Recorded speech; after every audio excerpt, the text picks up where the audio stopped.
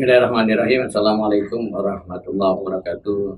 Sobat tercinta, dimanapun Anda berada, sekarang kita dalam ibadah puasa. Insya Allah puasa kita Allah terima ya. Sobat tercinta, kita ini nggak berasa udah 30 hari lah kurang lebih kita di lockdown, atau istilah kerennya physical distancing, atau bisa juga dipakai dengan istilah social distancing. Intinya adalah kita nggak bisa keluar rumah, kita baiknya di rumah aja. Kenapa? Karena takut sama virus corona. Selama kita di rumah, kita nggak bisa ngebohongin, kita nggak bisa ngebohongin diri kita. Ada yang gelisah, ada yang jenuh, ada yang suntuk. Kecuali orang-orang tertentu tuh yang dia punya kerjaan, dia bisa kerjain dari rumah, ya, dia tetap bekerja, itu enak. Nah, selama kita di lockdown itu kita nggak punya kerjaan, nggak bisa dagang, nggak bisa usaha yang lain, berarti otomatis pemasukan kagak ada. Kita bisa bayangin pemasukannya kagak ada, tapi kita makan kudu. Apalagi yang punya anak banyak, ya. Nah, ini kan jadi mumet pikiran kita. Yang kita lakukan adalah kita lihat-lihat tuh kita punya tabungan. Kalau kita punya tabungan, nah berapa banyak tabungan kita itu jadi pengaruh, ya.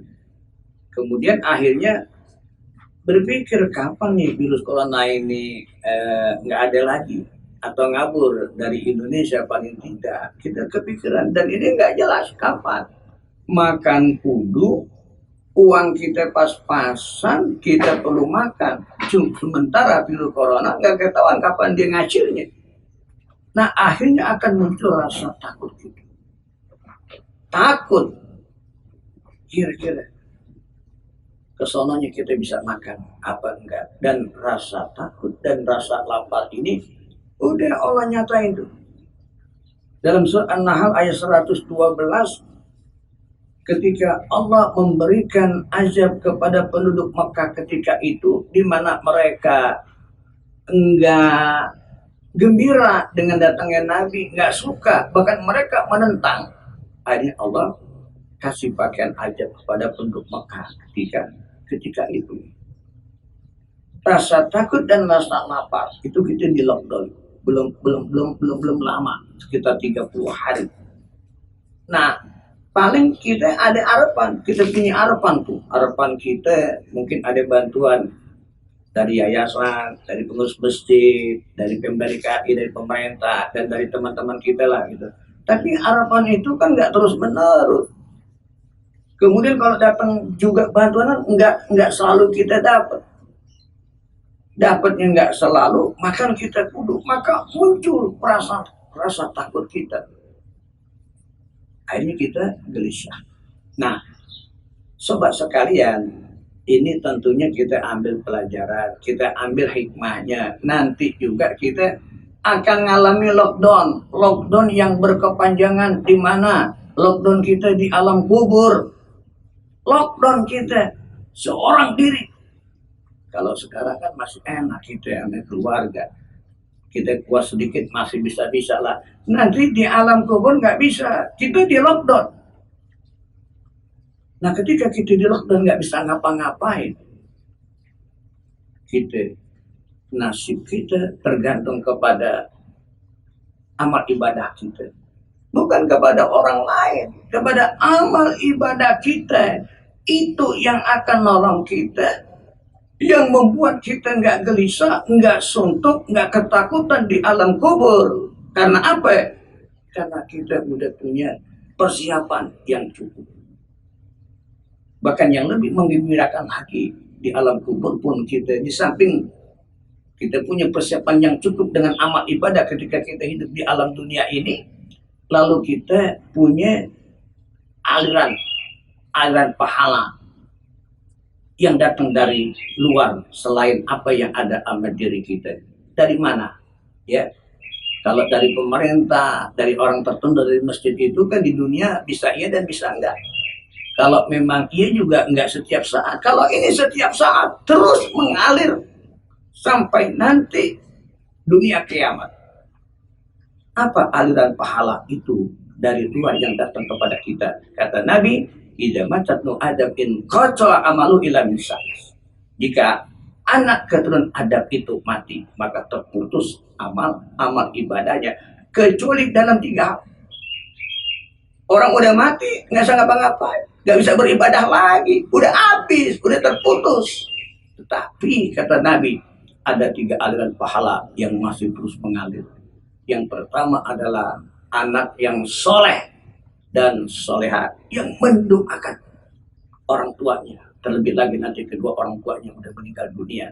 Jadi kalau kita ngedidik anak ya, jangan penekanan coba anak itu biar kita pinter. Kalau dia pinter kan nanti dia dapat kerjaan. Kerjaannya enak, kantornya besar, gaji gede. Cuman itu yang kita tekankan, maka itu yang kita akan dapat. Tetapi persoalannya bukan cuma seperti itu, bukan cuma pintar, bukan cuma kaya, bukan cuma kedudukannya tinggi, itu memang penting.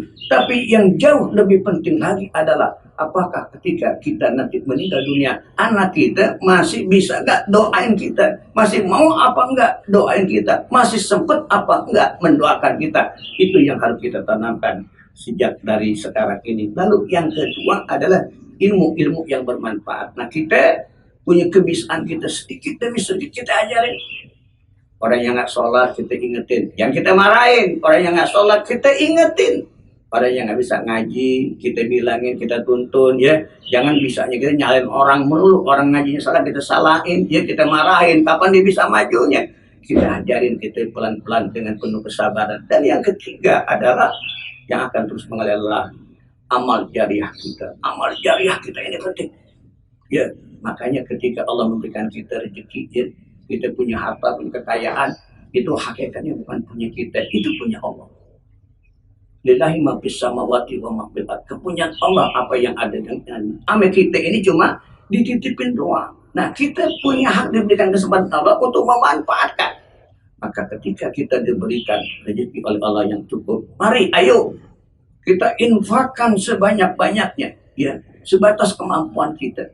Biar apa? Biar itu terus mengalir. Kita bantu anak-anak yatim, kita bantu orang yang susah. Apalagi dalam situasi kondisi yang sekarang ini yang sangat memprihatinkan. Waktunya kita beramal soleh, kita bantu saudara-saudara kita, dan insya Allah amal atau infak atau amal jariah itu akan terus mengalir ketika kita di lockdown, waktu kita berada di alam kubur nanti. Hadirin sekalian, sobat tercinta, inilah yang bisa sampaikan. Insya Allah ada manfaatnya. Wassalamualaikum warahmatullahi wabarakatuh.